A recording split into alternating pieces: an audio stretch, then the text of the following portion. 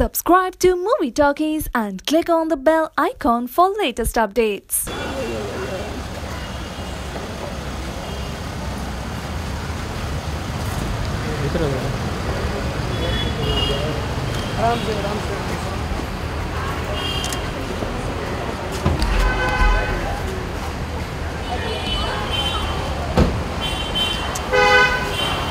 अरे यार ma'am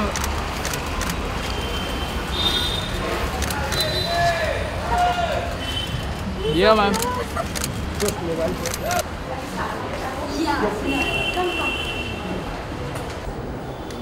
Thank you, Prerna. I would just like to quickly welcome Diya Mirza with a token of appreciation from our side.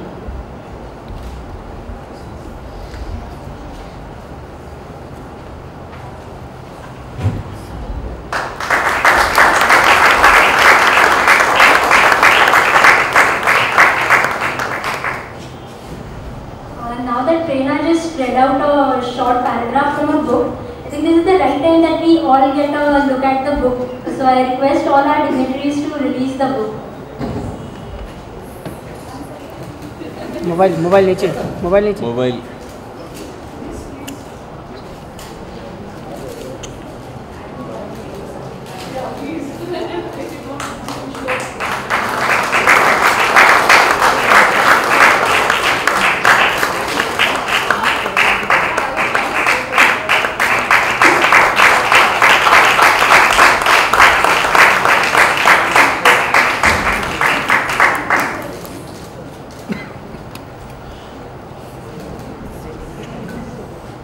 I request Diya Mirza to say a few words today.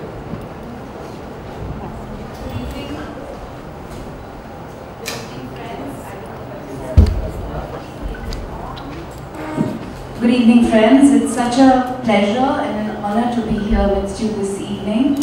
I'm terribly sorry for the delay. I was in Delhi. I got back a little earlier in the evening, rushed home and tried to get here as soon as possible, but the traffic just didn't allow me to get here on time. When Prerna reached out to me, how many months ago was it? About 6 months. Had you connected before that? No, that was actually the first time I heard from you. I of course knew about you. I was fascinated about the work Prerna was doing and her keenness in conservation, and just heard how much she knew. And I was very intrigued to get to know her. I was keen to get to know her better. And she reached out to me and she said she was writing this book, and she wondered whether I would endorse it. And she sent me the transcript. My yes was immediate and unconditional. And then I read the transcript, and I was just blown away by her audacity. You know, she spoke about me taking a stand. I just can't believe that she has a stand that she takes that goes beyond the realm of how we take stands today. You know, even our stands are politically correct. Even our stands are in keeping with the sanctity of what perhaps the situation demands for us to take, or allows us the room to take. She dispels all those theories. She goes beyond the stretch of any stand I've taken, because I think that very few people have the ability to be as fiercely honest as Prerna chooses to be, and at her own risk. You know, I think that every day, and I don't know her very well, but the sense that I get from reading her book and just interacting with her a lot more post-reading this book, because now I call her. Every time I'm exasperated, I call her. Every time I need advice, I call her. Every time I want a pointer in the right direction, I call her. And I'm so grateful for that, Prerna. I take full advantage of you. But I don't want to lose my thought. I'm going to go right back to it. But what strikes me as amazing about Prerna is the fact that she has the audacity to be honest in a time where we're unwilling to be so, because I think denial serves us convenience. You know, it just gives us, perhaps denial sometimes buys us time and allows us to do the wrong that we're doing, or the wrong that we're seeing and letting it go back. But this honesty also, I feel, in many ways, is a driver of action. And it's something that will unshackle consciousness. It's something that will permeate into consciousness. This book made me angry. It made me very angry. But it also made me very grateful. Because I don't think I had ever, up until now, realized fully, with all my consciousness, what a great country we actually are. Because you know, when people throw statistics in our direction, and people say, you know, the world's largest number of tigers live in India, and the world's largest number of wild elephants live in India, or that the world's largest number of one-horned rhinos live in India. These are just numbers that we hear, and of course we appreciate it and we think it's a wonderful thing. But what we don't realize is that we are a miracle. We are a nation that is coexisting with some of the most beautiful creatures on the planet that are surviving and possibly even thriving in certain parts, despite the fact that they have so little space. They're sharing this country with the world's second largest population that's about to become the world's largest population. And that to me is fascinating. It truly is. So thank you, Prerna, for giving us courage, giving us anger, because we need it, because I think that we've become very complacent and we're angry about all the wrong things. We need to channel and direct our anger for the right things, which is fighting for this shared planet, this coexistence, and the fact that we need to worship, revere, respect, and love this coexistence above everything else. You can clap to that, because I know your feelings. I'm going to read a few excerpts from this book. I really hope that all of you grab a copy today and get as many people as you know to read it. Ravina, I really hope that you can get people in government to read this book. You know, people in legislation,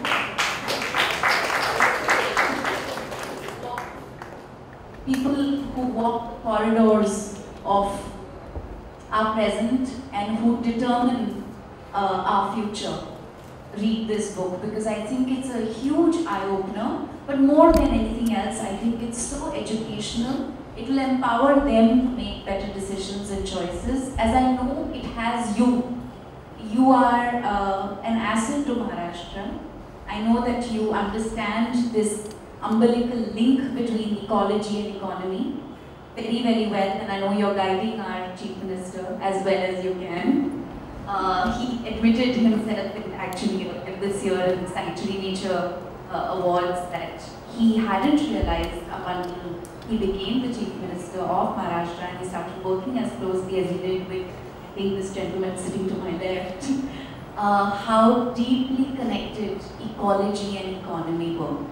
And I think this book really and truly, in all its sense, highlights that. So, Prerna, if you allow me. So, may I read a few excerpts? I'm actually going to read from the prologue, because I think it's so important to understand why Prerna has written this book. This is my copy. I was wondering where my pumpkins went. I was like, magic happened, they disappeared. Okay. I simply had to share this, to break myths, expand our limited perception of beasts and lure people into their mysterious, magical world. I have woven the nature of animals into the vanishing.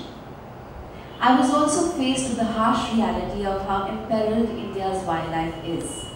Poaching is ruthlessly exterminating animals, and habitat destruction and fragmentation is wiping out wildlife.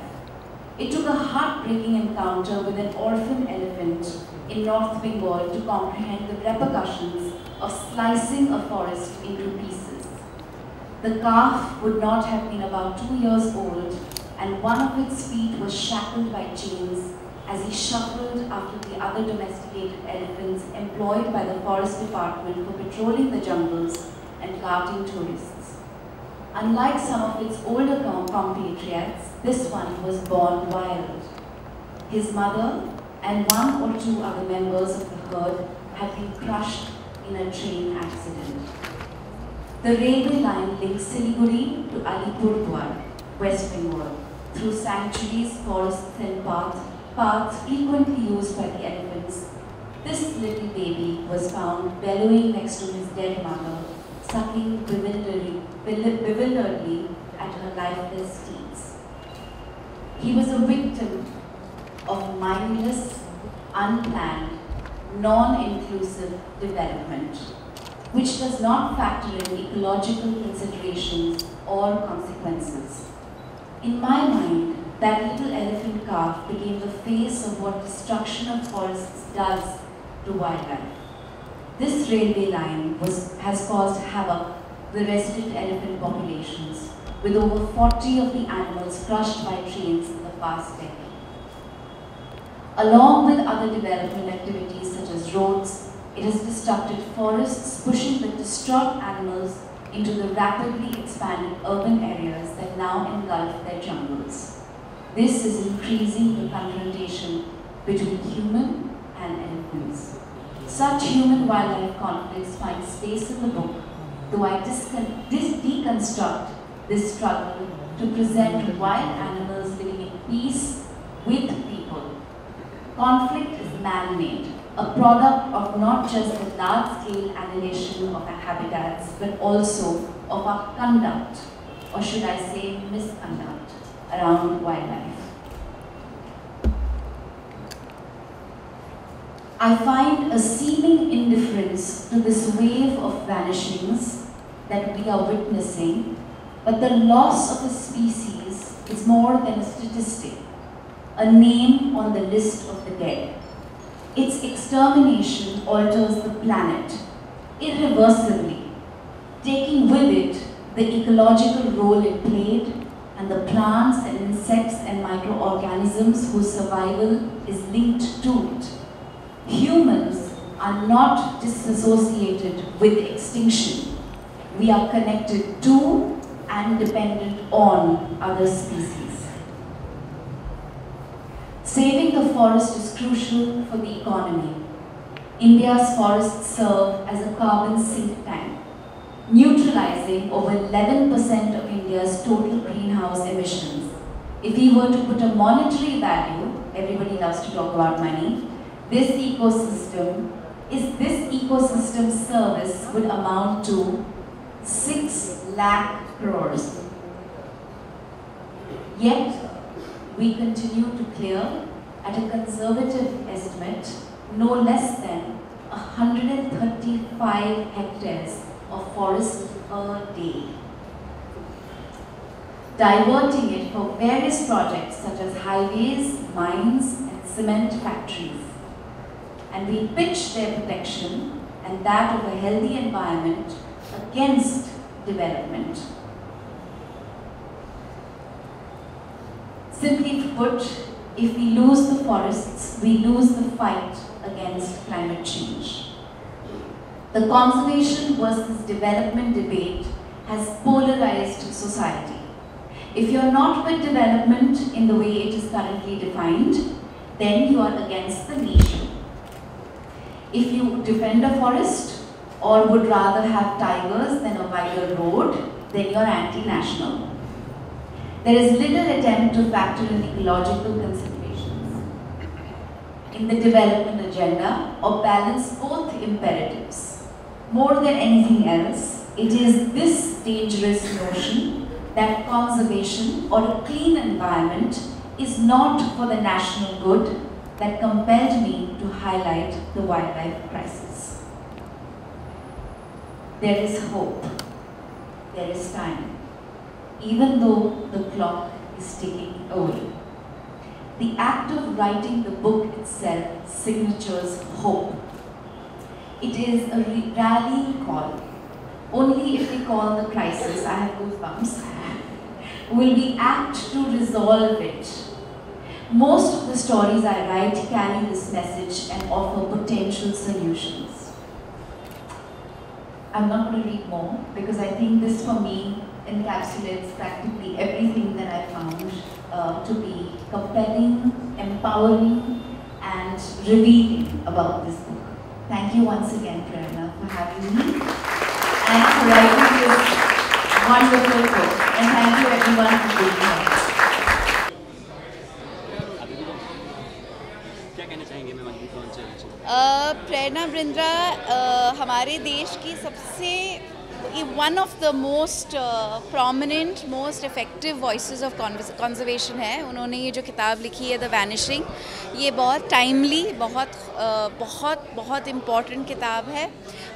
सबसे अच्छी बात इस किताब की ये है कि देश में हमारे जो प्रकृति है, वाइल्ड लाइफ है, फॉरेस्ट है, उन सबको वो हाईलाइट करती है, दिखाती है कि कितना कुदरत हम में है, हमारे बीच है और कैसे उस कुदरत का कनेक्शन हमारे इकोनॉमी से जुड़ा हुआ है। So the umbilical link between ecology and economy, और कैसे हम, क्योंकि दुनिया के सबसे पॉपुलेटेड कंट्री बनने से ज़्यादा दूर नहीं है, कितना महत्वपूर्ण है हमें इस वातावरण को बचाना, इसकी सुरक्षा करना, क्योंकि इन्हीं पर निर्भर है हमारा पानी का सोर्स। तो it's a very important book. I was very happy to be here.